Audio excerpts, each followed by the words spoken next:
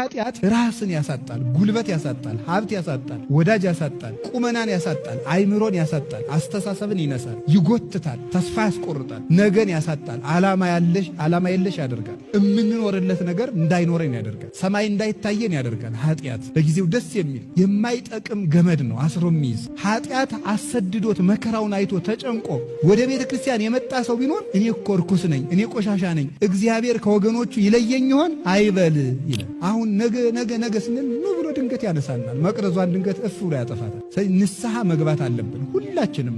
ለነገ የምናቆየው የኃጢአት ጥሪት መኖር የለበት። ኃጢአት ያደነዘዘው ሰው ምንም አይሰማው።